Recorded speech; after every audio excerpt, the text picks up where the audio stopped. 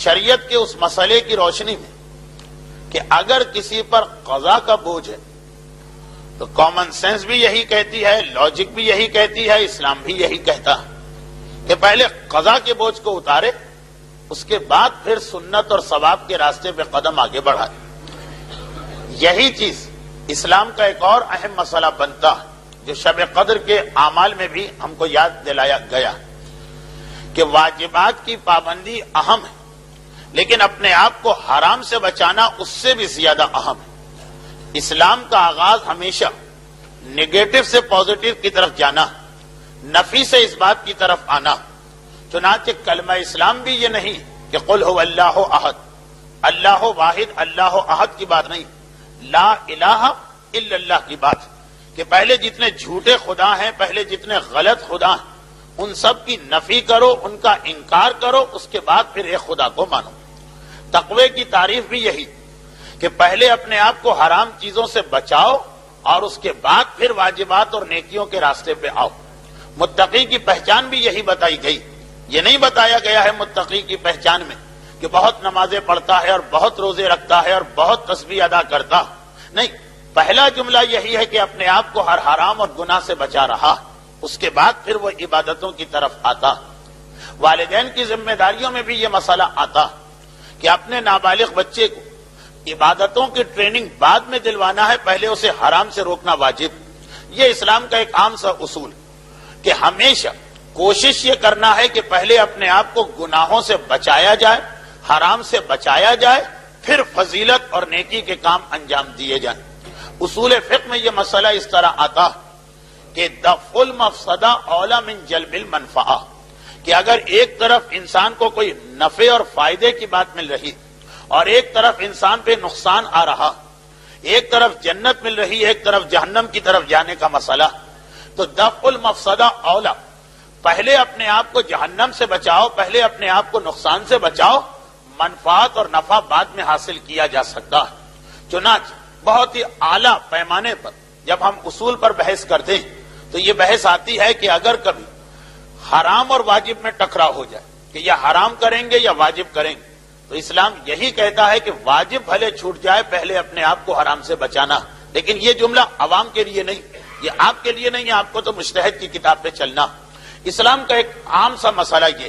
کہ اپنے آپ کو گناہوں سے بچانا زیادہ اہم ہے واجبات کی پابندی کے مقابلے میں۔ معذاللہ یہ جملہ میں نے غلط کہا، یعنی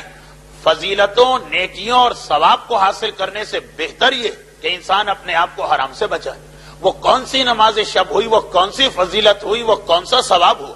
کہ آپ نے ایک نیکی کا کام کیا اور اس سے بڑا گناہ انجام دے دیا۔ اتفاقاً یہ آج کی ہماری تقریر میں بھی بات روایتوں کی روشنی میں آنے والی، اس لیے میں بس اتنا کہہ کر ابھی انتظار کرتا ہوں تقریر کا آغاز ہو جائے تو فقہی مسئلہ مکمل ہو جائے کہ یہ ایک اسلام کا عام سا اصول ہے۔ بس اسی لیے شب قدر میں ہم کو وقت مل گیا کہ ہم 100 رکعت نماز پڑھ رہے ہیں، لیکن اگر پہلے سے کوئی قضا نماز ہماری گردن پر تو بجائے اس کے کہ وہ 50 نمازیں 2 رکعت کر کے پڑھی جائیں، وہ شب قدر کی سنت نماز ہے جس کا ثواب مل رہا، اس سے بہتر یہ نہیں ہے کہ پہلے ہم اپنے آپ کو حرام اور گناہ سے محفوظ کریں اگر زندگی میں کوئی قضا نماز باقی۔ یہی سبب کہ ہمارے بزرگوں نے اعمال کے طریقہ کار وہ 50 نمازیں 2 رکعت والی نکال دی اور کہا ہے کہ اسی کے برابر 100 یا 102 رکعت قضا نماز انجام دے دو، اور وہ پھر امام کا وعدہ بھی کہ اس صورت میں اس کا بھی ثواب مل گیا اور اس کا بھی ثواب مل گیا۔ لیکن ویسے اعمال کی کتابوں میں اگر آپ دیکھیں تو بنیادی طور پہ شب قدر میں 6 رکعت نماز پڑھنے کا کوئی خاص حکم نہیں آیا۔ لوگ سمجھتے ہیں کہ شاید جس طرح عمل قرآن کے سورہ عنکبوت اور سورہ روم کی تلاوت، جوشن کبیر کا پڑھنا، یہ سب جس طرح امام نے آج کے عمل میں بتایا تو یہ بھی امام نے کہا ہوگا کہ 6 دن کی قضاء عمری انجام دو۔ جی نہیں، امام نے کہا ہے 100 رکعت سنت نماز پڑھو۔ پھر اس کو اس مسئلے سے ملا لیا گیا کہ جس پر قضا کا بوجھ ہو وہ پہلے قضا نماز کو ادا کرے، تو اس اعتبار سے ہم قضاء عمری کی نماز پڑھتے ہیں۔ شب قدر کے لیے کوئی خاص حکم اور مسئلہ نہیں، لیکن یہاں بھی لوگوں کے ذہن میں شیطان نے الجھاوا پیدا کر دیا۔ ایک کثیر تعداد ایسے مومنین کرام کی، میں نے کہا کہ شاید یہ یہاں کا مسئلہ نہ ہو جو مجمع میرے سامنے، لیکن ہیں ایسے مومنین کرام جن کا یہ خیال ہے کہ اگر شب قدر 100 رکعت قضاء عمری کی نماز پڑھ لی جائے تو پھر ساری زندگی کی قضا نمازیں معاف ہو جاتی ہیں۔ کچھ لوگوں کو بہرحال اتنا زیادہ تو سہولت کھٹکی، لیکن انہوں نے بھی یہ کہا کہ 100 رکعت قضاء عمری کی نماز پڑھ لو تو سارا سال تو نہیں مگر گزشتہ سال کی ساری قضاء عمری کی نمازیں معاف ہو جاتی ہیں۔ نمازیں جو قضا ہو جائیں اس میں اسلام کے پاس کوئی شارٹ کٹ نہیں۔ جو واجب عبادتیں قضا ہوتی جتنی قضا ہے اتنا ہی آپ کو انجام دینا پڑے گا۔ یہ تو ہو سکتا ہے کہ جتنا قضا ہے اس میں کوئی پینلٹی ملا کے زیادہ انجام دینا پڑے، جیسے روزے چھوڑ دیے تو روزے بھی رکھو اور ان کا کفارہ بھی دو،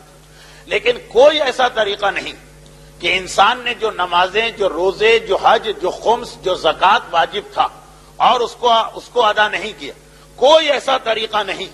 کہ اس کے اندر شارٹ کٹ کے ذریعے سے ان چیزوں کو انسان ادا کر لے۔ حتیٰ یہ کہ اگر کسی پر 1000 قضا نمازیں باقی اور وہ 999 نمازیں بھی پڑھ لے تب بھی وہ جو ایک آخری نماز ہے شرعاً اس کو سہولت نہیں ملے گی۔ اللہ اس میں 1% یا 2% یا 5% کنسیشن دینے کو بھی تیار نہیں۔ یا خدا ہم نے اتنی نمازیں پڑھ لی، ½ کمیشن تو ہر آدمی دے دیتا، جی نہیں، اللہ نے اس نماز کے ساتھ کوئی پینلٹی نہیں رکھی، یہی بہت بڑا کنسیشن ہے کہ جو ہم کو مل گیا۔ ورنہ روزے کی طرح کہا جا سکتا کہ ہر قضا نماز کے ساتھ 60 دن کی نمازیں اور پڑھ لو جرمانے کے طور پر، تو 100، 1000 یا 10,000 نمازیں بھی کسی پہ قضا ساری زندگی، اور وہ 9,999 نمازیں بھی پڑھ لے، اتنا % اس کا گناہ معاف تو ہو جائے گا، لیکن وہ جو ایک آخری نماز بچے وہ بھی اس کو انجام دینا، اور اگر اس نے نہیں پڑھی تو اس کے بڑے بیٹے پر وہ نماز باقی رہے گی۔ تو شب قدر کے اندر کوئی ایسا طریقہ نہیں کہ 6 دن کی نماز پڑھ کے آپ یہ سمجھیں کہ سارا سال کی نمازیں معاف ہیں۔ برحمتك يا أرحم الراحمين وصلى الله على محمد وآله الطاهرين